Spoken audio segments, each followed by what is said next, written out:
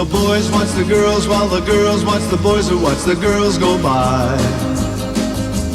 Eye to eye, they solemnly convene to make the scene, which is the name of the game. Watch a guy or watch a dame on any street in town. Signori, è con noi Matt Dillon.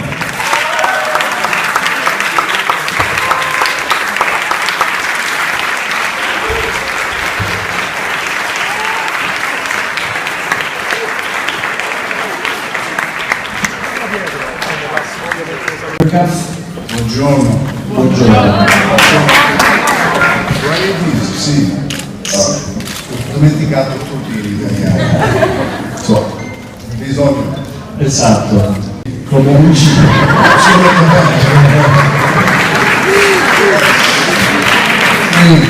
Conosci anche registi italiani come Pappi Corsicato e Gabriele Cucino. Beh, naturalmente ci piacerebbe che ci dicessi qualcosa di più. Cos'è che ti attrae, al di là naturalmente del cibo, il sole, la luce? Qual è il tuo legame con l'Italia?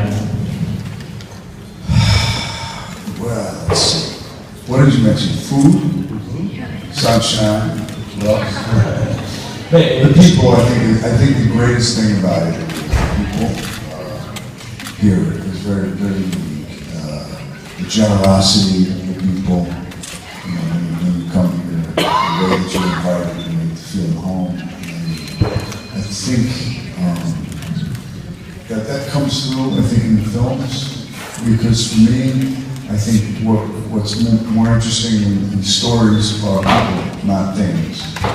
And Italy has some they make some great films that are about people, whether Fellini, Telloni, the film that I like very much. You know, there's been so many great Italian films that are about the human condition. There's so many good stories. Ho iniziato un po' come l'erede di Giovane negli anni '80 e man mano naturalmente che la tua immagine, anche la tua vita e tu stesso crescevi, il cinema ti ha offerto sempre dei ruoli più complessi, no? Penso per esempio al personaggio negativo di Crash, al poliziotto un po' macio e anche così manipolatore, fino ad arrivare addirittura ad essere la proiezione di Bukowski. Da questo punto di vista possiamo dire che il fatto di essere cresciuto insieme ai tuoi film è stata anche una forma di privilegio. Yeah, I mean, I think the thing, well, it's always about, like I said, it's always about character, finding a good character to play, and they don't always have to be likable, but they have to be engaging. And finding a good character has to be somebody that I'm interested in playing or seeing on the screen. So I think that's the most important thing, not whether they're likable or not. That's not always so important. But I think I've also done other things. I mean, I like, for me, becoming an actor was not because I felt this desire to be in the spotlight. It's not why I did it. I think what I recognized early on was the ability to turn the mirror on the audience and reflect some truth about life, about people. And so that's what was always interesting to me about that. So I've also branched off at different times as a director and as a writer. Some things I've produced, some things I haven't. But and that's my interest in bringing some sort of truth. People can see themselves in the people that they see in the characters, then that's what I think is powerful. Prima del grande cinema italiano classico, tu però hai avuto la possibilità di lavorare con grandissimi registi degli anni 70 come Francis Coppola e Arthur Penn, che hanno completamente rivoluzionato la Hollywood degli anni 50. Volevo chiederti qual è la differenza tra il cinema americano di quegli autori e il cinema americano di oggi?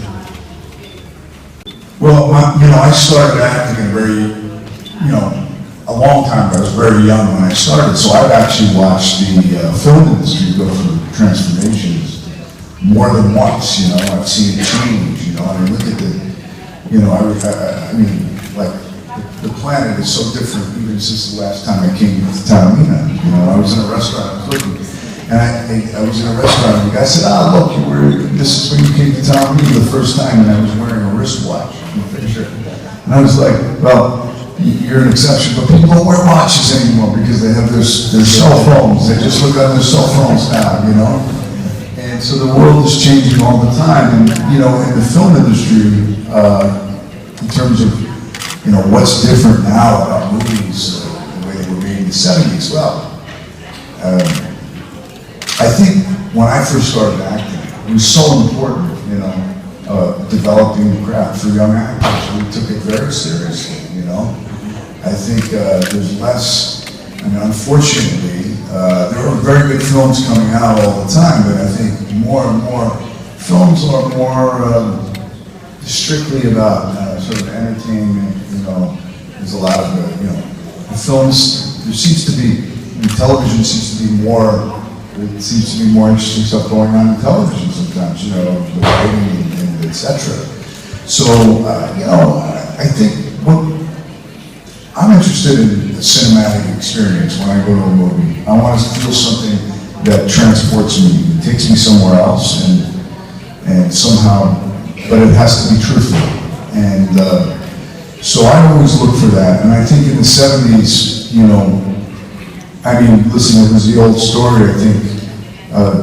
There was the old thing that I think Paul Newman talked about, like the two biggest box office stars in 19, I forget what year it was were two robots and a shark.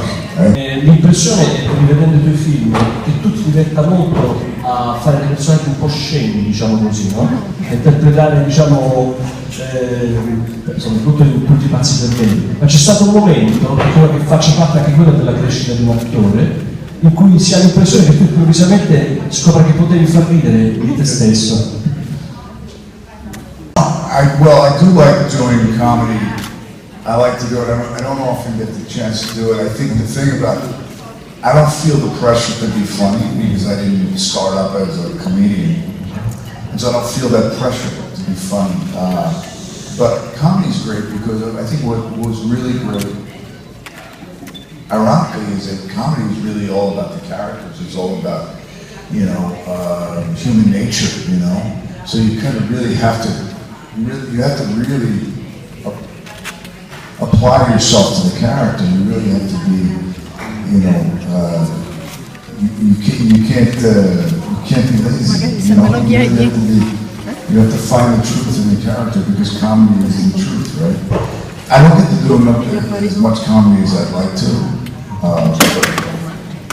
So there we go. The same happened to Eva Longoria yesterday. Okay. It's part of the script. Beautiful. Part of the script. Yeah. Well, I think Factotum was definitely. I mean, it's a somewhat melancholy comedy, but it's a comedy, you know. And I think that the director has very much very interesting Norwegian filmmaker, Ben Hammer. He's very serious guy, and like he did some things in the film I thought were really terrific, that were very, very visual, very Chaplin-esque, you know? I mean, there was a scene where we were walking and Lily Taylor's shoes were uncomfortable, and she takes off her shoes and I give her my shoes and we start to walk down the street. And I really liked that. And there's a lot of humor in it, and that humor comes from the truth of who those people were and their kind of, you know, deplorable conditions sometimes that they're living in. But I prefer that kind of comedy. I like comedy that's based in reality. La seconda volta proiettiamo a Taormina City of Ghosts. Prima ti volevo chiedere come ci si trova a stare davanti e dietro la macchina da presa, che è una cosa ad esempio piuttosto comune nel cinema italiano, dove da De Sica a Geri, da tantissimi Nanni Moretti, spesso usano l'idea di essere attori di se stessi. Volevo sapere come ti hai ritrovato tu a fare il regista e anche l'attore. E secondo volevo sapere se hai altri progetti come regista.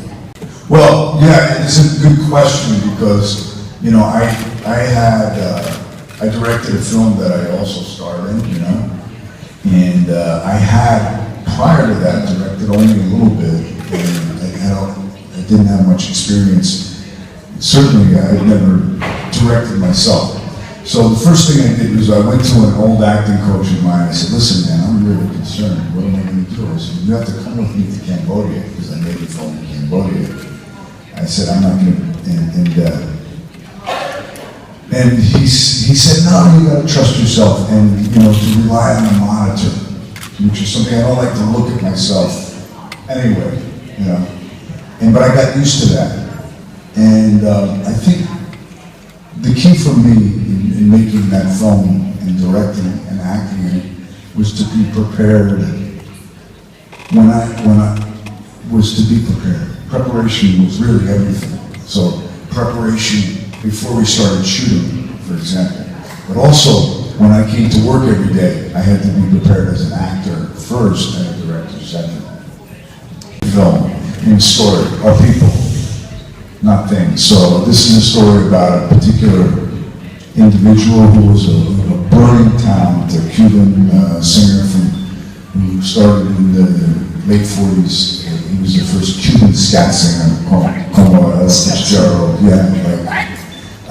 very influenced by the American jazz of that period, and was one of the founders of the feeling movement in Cuba, which was, it started in the late 40s, and it was Cuban music influenced by American jazz. So anyway, I went nearly over 10 years ago to Mexico City to film him while he was making a record with a friend of mine, and I put it down. I never did anything with all the footage. And then about a year and a half ago, I said, I want to do something with this. I opened it up, and I've been just going back and forth. And what's different about documentaries than doing a feature film is that you can pick it up and you can put it down and pick it up again. E come si chiama questo artista? His name is El Gran Feove, the Great Feove, which was the nickname that was given to him. He, like many Cubans of the time in the late 40s and the 50s, they had to go to Mexico to seek fortune and fame and success, because there was more of an infrastructure there. And Mexicans were very, very receptive. They had a very booming film industry, and they invited, and music industry, and they invited many Cubans, and a lot of Cubans, they needed to go to Mexico to make it first. Paris Prado, the mambo, was all born in Mexico.